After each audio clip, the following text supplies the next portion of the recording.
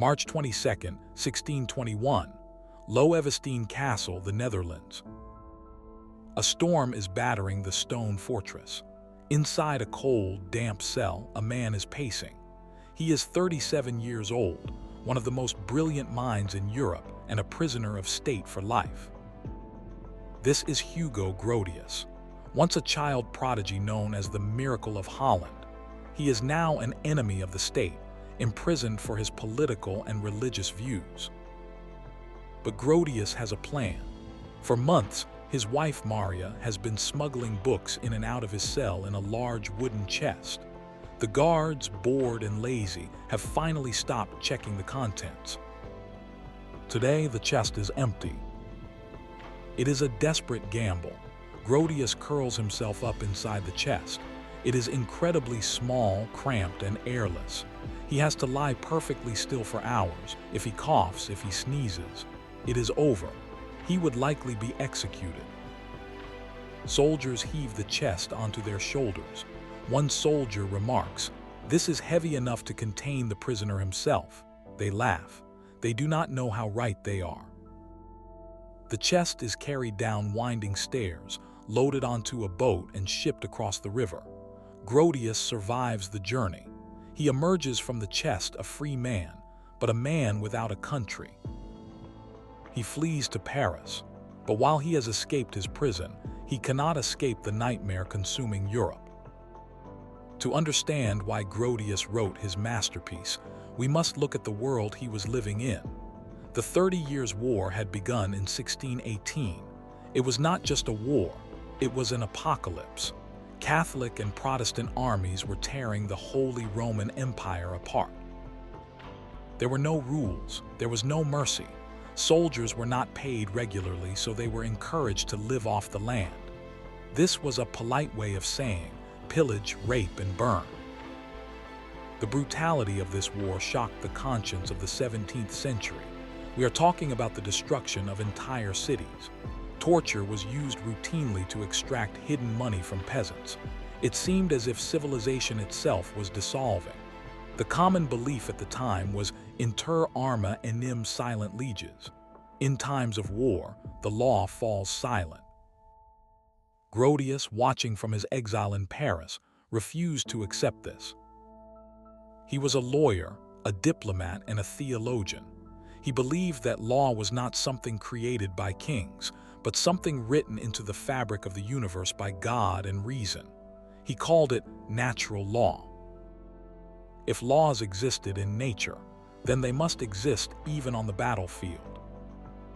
By 1623, Grotius is struggling in Paris. He is famous, but he is poor, relying on a small pension from the King of France, which is rarely paid on time. But he is possessed by an idea. He begins to write a book that will attempt to do the impossible, to place legal handcuffs on the kings and generals of Europe.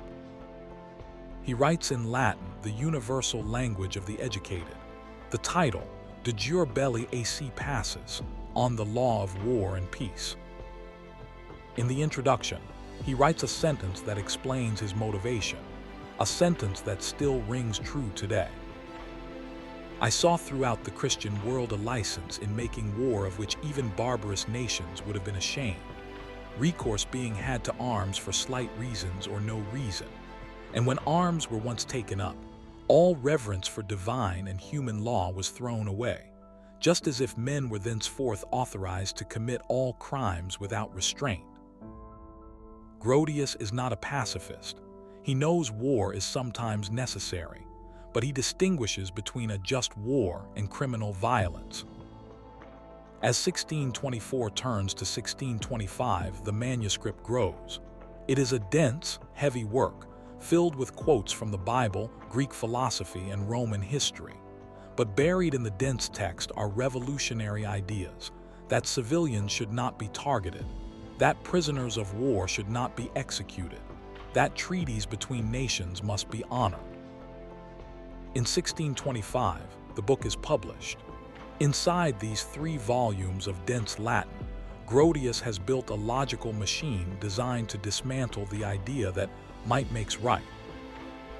He argues that war is not a playground for glory, It is a legal procedure. Therefore, you can only go to war for 3 reasons: self-defense, to recover stolen property, or to punish a crime. Conquest and glory are not valid reasons. They are crimes. But Grotius knew that men would still fight. And this brings us to his most urgent contribution, Jus in Bello, the law in war. He introduced the concept of distinction. He argued that you must distinguish between combatants and non-combatants. Women, children, priests, farmers, merchants, they are not part of the fight. To kill them is murder. He also argued against the use of poisoned weapons and the assassination of leaders. He was trying to keep war from becoming a slaughterhouse. He even argued for the rights of the enemy. If a soldier surrenders, Grotius wrote, he is no longer a threat. You cannot kill him. You cannot torture him. It sounds like common sense today. In 1625, it was revolutionary. At first, the reaction was mixed. The Catholic Church actually banned the book because they didn't like a lawyer suggesting that morality existed outside of church authority. But the book began to travel. It found its way into the saddlebags of generals. One of those generals was Gustavus Adolphus, the King of Sweden, known as the Lion of the North. History tells us that as he marched his armies across Germany, he carried a copy of Grotius's book in his tent, sleeping with it under his pillow alongside the Bible. He tried to implement the Grotian ideal, a disciplined, professional army that fought for a cause, not just for plunder. It was a start, but the war dragged on. Fast forward to August 1645, the Baltic Sea. Hugo Grotius is now 62 years old. He has spent decades in exile, serving as an ambassador for Sweden. He is traveling back from Stockholm, hoping to finally retire, but he never makes it. A violent storm catches his ship off the coast of Pomerania. The vessel is battered by waves and driven onto the rocks. Grotius survives the wreck, washing ashore soaked and freezing. But the exhaustion is too much. The man who escaped a stone fortress in a book chest could not escape the sea.